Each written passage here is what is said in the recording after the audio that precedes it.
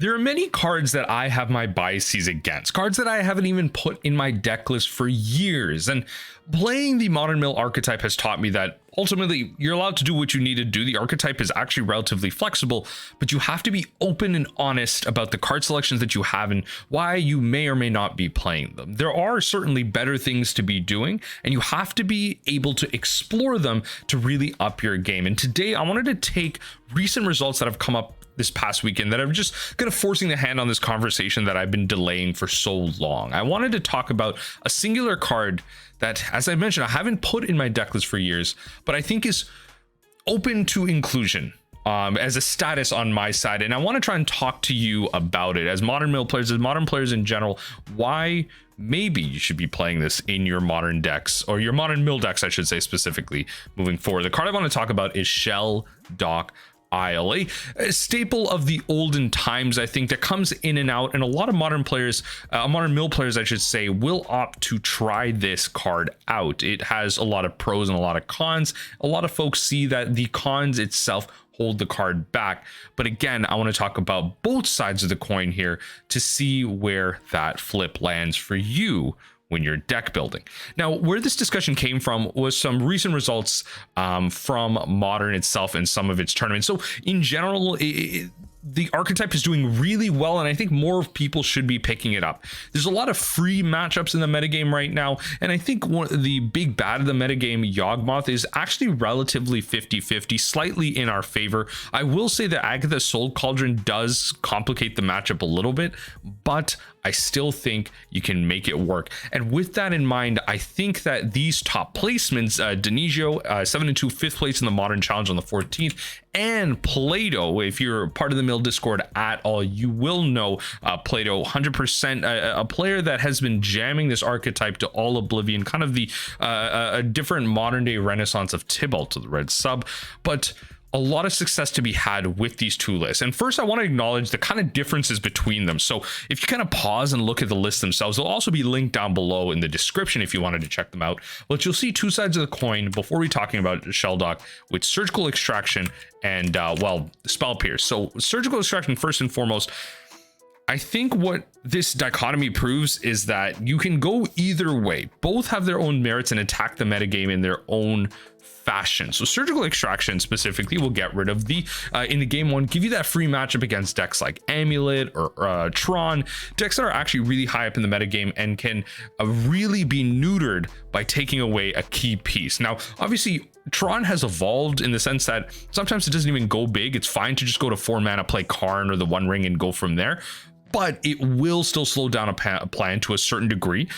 And taking that out with Surgical Extraction is key. And especially in matchups like Living End, where just taking out the combo altogether can be really powerful. But Living End can also be weak to a card like Spell Pierce, where having that early game interaction against that sorcery speed move, maybe they're not moving at instant speed with the Violent Outburst, Spell Pierce can be really great if they don't have the Force of Negation backup to stop you. And then also Spell Pierce can be great against the Murktide matchup, where you just need to counter a key counter spell. You're playing a Murderous Cut, you're getting rid of the Murktide Regent, or maybe you're trying to counter that really late game or just kind of mid game expressive iteration that's going to let them come back into the game. Spell Pierce can be really valuable to make their mana awkward or just counter a spell outright. So both sides of the coin have their merit, but the discussion today is going to be centralized around the Shelldock Isles. So keeping our eyes on the prize here, I want to talk about why this card is good and take it from 3 different angles. I want to talk about it from the aspect of playing things on curve, play it from the aspect of an alternative route or disruption in general, and then just talk about it from the sense of sequencing, right? Selection. Like, how does this card help you find certain cards and where that leads you in terms of a win condition? So Shelldock Isle itself, let's read it. We've gone through all this. It's a blue land from Lorwyn originally with Hideaway. This land comes into play tapped. When it does, look at the top 4 cards of your library, remove one of those cards from the game face down, then put the rest on the bottom of your library. Okay, and then you can tap and add one for one of your mana for blue, and again, notably that I do want to repeat again, this land comes in tapped, but you can tap it for blue. It does not have a type, so it's not fetchable. And then blue and tap, this is the secondary ability of it. You may play the remove card, the one of 4 that you selected, without paying its mana cost if a library, yours or your opponent's, has 20 or fewer cards in it. And so that's really important. There are other hideaway lands as one of each color. Many of you may know this if you're playing EDH. There are great cards in there as well. Maybe not so much Shelldock Isle, but regardless, they're really valuable cards here. And this card specifically sees play in Modern Mill because obviously you're building them out. You're going to have libraries that are 20 or fewer cards in it. And this gives you that additional reach to play a certain other card that you can take out of your deck, hide away, and play it from there later to seal things out. Now, from the aspect of what I was saying about my list, this is actually my sideboard guide that I have written as part of the primer that I'm reinvigorating. I wrote a Modern Mill primer years ago. Oh, it took so much effort, and I'm actually just in the process of rewriting it fully right now. So if you wanted to check the sideboard guide out, it does not include the Shelldock Isle, so I'm including my personal biases, but I got to promote to the sideboard guide that it is completely free. It is available in the Mill Discord if you wanted to check it out. But that is there, and acknowledging my own bias, I wanted to go right into the first mode of discussion with the curve, playing Shelldock Isle on curve. Now, coming in tapped is a big downside, and this is the big thing that people have against this card. It's really hard to justify this card sometimes because of the, I guess, rate that you need to play Modern at. It is very tempo heavy, and taking a turn off can be very lethal in certain matchups. It just isn't the tap land that you need, and sometimes you do need to present a threat early to take a card out of your opponent's hand, force interaction, or just force action in general from your opponent. And playing a tap land can be very detrimental if your future plan is not strong enough. So taking a curve like this, so on turn 1, no Shelldock, you go Ruin Crab into Drown into Tasha's Hideous Laughter. That's a 1, 2, 3. Very common line of pattern, assuming no interaction, of course. A line like this can be very important. At this point, you have played the Ruin Crab, 2+ lands. That's 6 cards that you middle in total. The Drown in the Lock maybe kills an early threat, and then the Tasha's mills over somewhere in the range of 15 to 25 cards, or I should say 10 to 25 cards, depending on the matchup. So very common curve, exile some cards out, and you force some action from your opponent. But with the Shelldock Isle, that can get kind of tricky. You're not able to go on curve. You're going to miss one of these. You might have, Crab, Drown, and then not the Tasha's. But on that line, because of recent additions to mill, your curve might actually work with something like Shelldock Isle. So let's take that example again. You start off turn 1 with the Ruin Crab.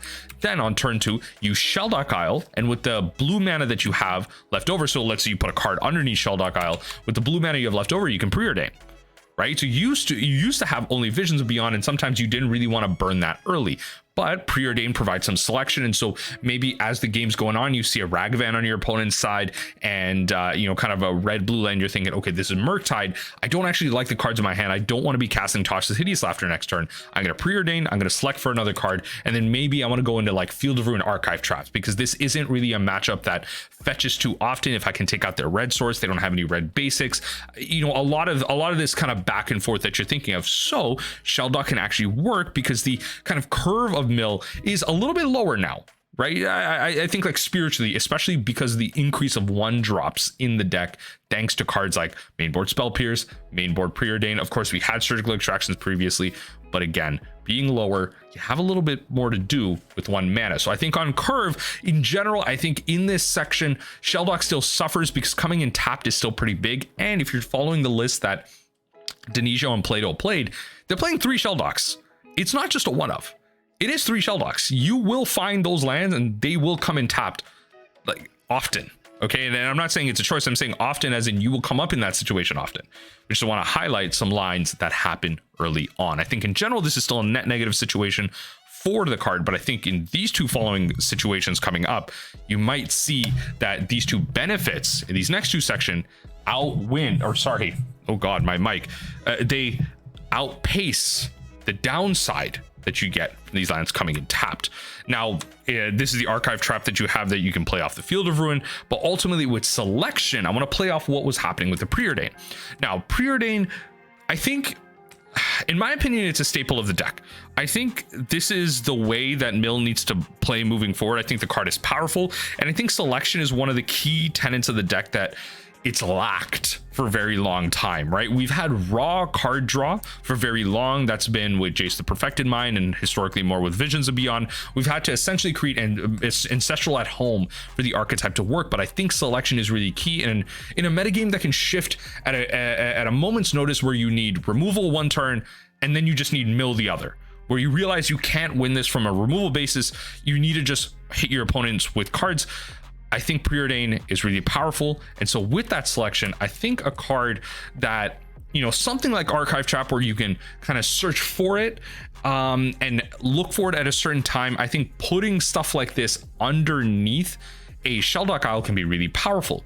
Because Archive Trap is conditional, it still is one of the most, I guess, high power mill cards in the deck, just due to its raw numbers. It's one less than a Fractured Sanity, but getting it on rate for essentially 2 mana. You tap the Shelldock and then you pay a blue, so you're kind of using up 2 lands to cast a card like this. 2 mana for an instant speed mill 13 cards is really powerful. It's essentially equal to Glimpse the Unthinkable, but like almost twice as good, because it's instant speed, it is not necessarily as color restricted, and it's 3 more cards that can be felt as almost double the value in terms of what you're getting out of everything. So putting that under, and then finding that also with the Preordain and stuff, both have their merits, both have their upsides in terms of how you want to select. So I think Shelldock Isle going 4 cards deep and selecting is really powerful. Now, especially against matchups like Cabal Coffers, where archetypes don't search the library, finding a card and placing a card like this under Shelldock Isle is really important, as I mentioned, because of the fact, like I was even mentioning Murktide Region, a deck that doesn't actually fetch that often. It can be a really powerful way to enable cards that are largely dead. Larger cards that you largely may never end up casting, and so that's a great way to just get that out of your deck. So if you're shuffling and kind of reshuffling the order of your deck, it can be a great way to not draw that card, but just have it for later, where the deck doesn't necessarily have a lot of ways to disrupt your lands. I will say that there are going to be Field of Ruins and other ways to do that, but it could be also a great way to bait that as well. If you don't put an Archive Trap in there, you could put another card that maybe you bait the Field of Ruin from them to hit your land, tutor for another card, and then you're kind of getting rid of 2 cards all at once, right? You're getting rid of you're thinning out your deck a little bit with another land, and then you took out maybe another land or another spell that's not relevant in that matchup. So again, giving you that win more scenario against a deck that does not search, putting an Archive Trap under. But if you want to bait something like a Field of Ruin, your opponent realizes there could be something powerful under there, they have to get rid of it. Something like that is also really powerful in terms of forcing action, which is really important. As I mentioned, something that you're missing if you're playing something like Shelldock Isle, but against certain matchups, you can force action when it comes to that.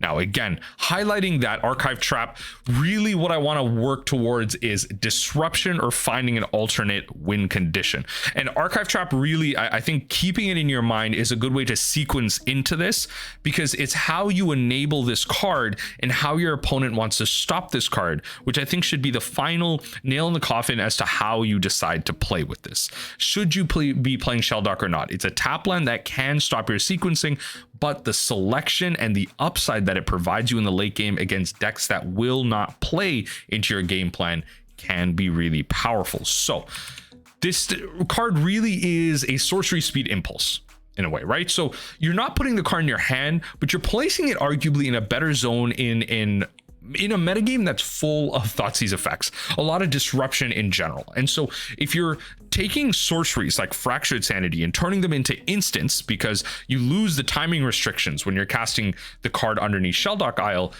something like this is actually really powerful. Impulse looks at the top 4, Shelldock looks at the top 4, and Impulse is at instant speed, Shelldock is at sorcery because it counts as your land drop. Impulse puts into your hand, which can be very important if you're digging for something like a combo deck, but Shelldock is for later when you're winning and you want to close out the game. You need that extra oomph. So a lot of pluses and minuses there in comparisons to a historically powerful Magic card, one that's been printed for a while.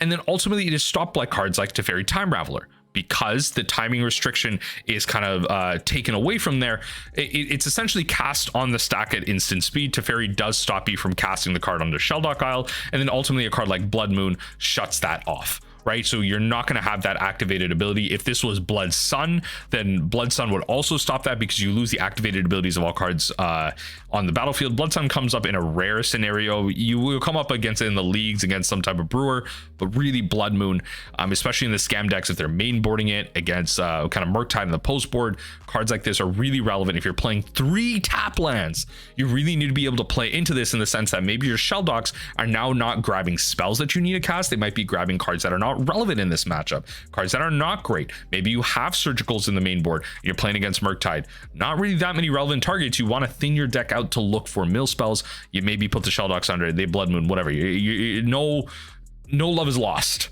when it gets Blood Moon in that case. But regardless, that is how you primarily disrupt something like your Sorcery Speed Impulse. But I think in general, with that in mind, I've listed a couple of ways where you can get around this. If your opponent is going to disrupt you, if you know that they're going to have ways around you, Shelldock doesn't have to put a relevant spell under there. You could keep the relevant spells in your deck, and you could take out a card that is bad in that sense, right? Like you don't want to cast in this matchup, and that way your opponent is forced to commit action to try and stop this card because they know that it's coming up. They always have to play around the fact that it could be a Fractured Sanity, it could be an Archive Trap, a card that is a lot better on rate for 2 mana. And both of those cards being put under a Shelldock Isle are absolutely insane. Tasha's Hideous Laughter, honestly, is still insane. That one's obviously a bit more high variance. You're not set on the number of cards that it requires, but honestly, Tasha's Hideous Laughter with 20 or less cards in thing is probably GG anyway. Of course, against something like Domain or 4-color Omnath, maybe not. But regardless, what I'm trying to highlight is you don't need to win with the card.